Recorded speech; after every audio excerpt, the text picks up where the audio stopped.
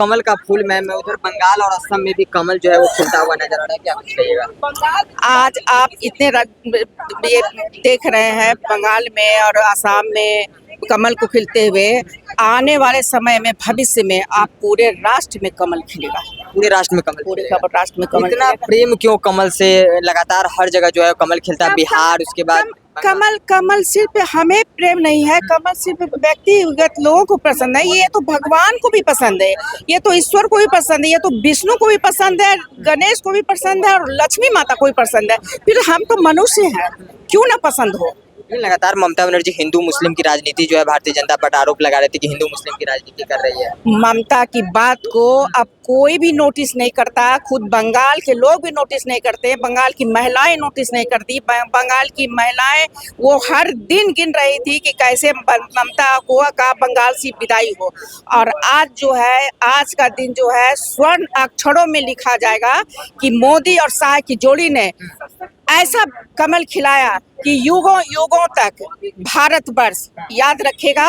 और बंगाल की धरती में जो लोग हैं, जो बहनें हैं, वो याद रखेगी कि एक युग पुरुष आया था जिसने बंगाल में कमल खिलाने का काम किया। चुनाव के दौरान लगातार धमकी दिया जा रहा था टीएमसी के कार्यकर्ताओं के द्वारा, क्या लग रहा है बीजेपी की सरकार वहां बन रही थी, सब पे जो है कहीं ना कहीं सुरक्षा महसूस करेंगे? वो अपना काम करेंगे और हमारे भाजपा के लोगों का काम जो है वो निरंतर काम करते रहते हैं। उनको किसी के बातों से कोई फर्क नहीं पड़ता है, वो क्या बोलते हैं क्या करते हैं। बीजेपी जो काम करती है वो सच्चे मन से करती है और उनका जो काम है वो निश्चित वो सफलता मिलती है उसमें। और आपने देखा होगा आज जो बंगाल में कमल खिला है उसी का परिणाम है। आज टीएमसी कुछ बोले, वो चिल्लाए, वो कुछ भी, वो कोई फर्क नहीं पड़ता है। लेकिन लगातार जहां जहां भारतीय जनता पार्टी चुनाव जीते वहां ईवीएम को लेकर आरोप लगाया जाता है कि ईवीएम के साथ अपोजिशन का तो काम है लगाना, उनका तो काम है लगाना, तो उससे कोई फर्क नहीं पड़ता। वो बोलती रहे, उससे क्या फर्क पड़ता है। हमें जो काम करना है, ईवीएम अपना काम कर रहा है, वो अपना काम कर रहे हैं। रिजल्ट जो आएगा वो तो स्वीकार करना पड़ेगा आपको, जो रिजल्ट आएगा वो तो स्वीकार करना पड़ेगा, उसमें तो कोई हेराफेरी है नहीं। आज बंगाल में ही नहीं, चारों तरफ आज कमल ही कमल खिला है। और बंगाल में तो तय था कि महिला जो मुख्यमंत्री ममता दीदी थी उनके संरक्षण में आतंकवादियों की संरक्षण देना, जितने लड़कियों का बलात्कार अपहरण होता था उसका भी सजा नहीं देके उसकी संरक्षण दी जाती थी। और बंगाल अपने आप में पूरे देश में आतंकवादियों का पनाह का ठिकाना था।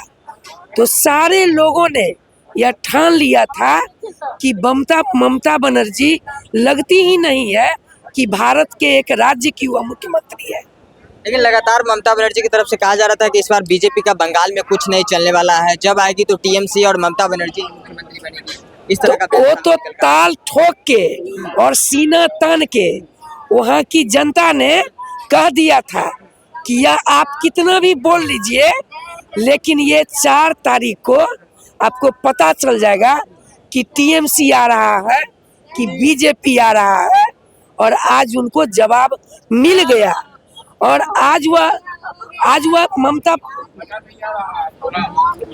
ममता बनर्जी आज कहीं की नहीं रहेंगी। एक महिला ना है, और भारत की महिलाओं को, बंगाल की महिलाओं की दर्द को उन्होंने नहीं समझा। और आज जो भाजपा जो काम किया है महिलाओं के लिए, आज तमाम आधी आबादी पूरे ईमानदारी के साथ बीजेपी के साथ खड़ा हुआ। माननीय प्रधानमंत्री का जो आह्वान है 2047 तक भारत को विकसित देश बनाकर अमेरिका, फ्रांस, जर्मनी, जापान से आगे ले जाने की तमन्ना है, उसमें आज बंगाल की जनता ने दूध का दूध और पानी का पानी स्पष्ट बहुमत देते हुए ये साबित कर दिया कि अब बंगाल की भी विकास की गाड़ी तेज से तीव्रतम गति से आगे बढ़ेगी।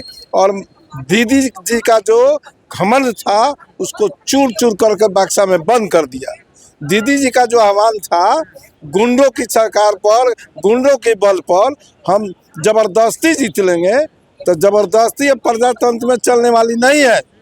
अब क्लियर हो गया कि बंगाल की जनता ने तय कर दिया कि अब वहाँ की छात्राएं, वहाँ की छात्र, वहाँ की जो भी बुजुर्ग व्यक्ति हैं, महिलाएं हैं, अब उनके जाल में फंसने वाली नहीं है। अब वहाँ स्वतंत्र रूप से बंगाल की विकास होगी और भारत देश के विकास में चार चांद लगेगी। बीजेपी पे तो ये भी आरोप लगता है कि जब जब चुनाव जीते हैं ईवीएम के साथ छेड़छाड़ कर देते हैं, ईडी सीबीआई का भी। ये जो हारते हैं वो लगेबे करेंगे। और जहाँ बीजेपी नहीं जीती है वहाँ जरा पूछिए कि वहाँ क्या होता है। तो जहाँ हार जाते हैं वहाँ पर ईवीएम गलत है, और जहाँ जीत गए वहाँ पर ईवीएम ठीक है। ये कोई तर्क नहीं हुआ। लग रहा है बंगाल में जो गुंडे की बात आप कर रहे थे, अब जब बीजेपी की सरकार आई है तो गुंडा वहां से भाग पाएंगे? एकदम 100% पूरे भारत देश में गुंडाई अब नहीं चलेगी और 2047 तक निश्चित रूप से भारत विश्व में विकसित देश बनकर उभरेगा और आगे चार चांद लगाने का काम करेगा। अमेरिका, फ्रांस, जर्मनी, जापान से आगे ले जाकर नंबर 1 विश्व में कंट्री भारत देश बनेगी।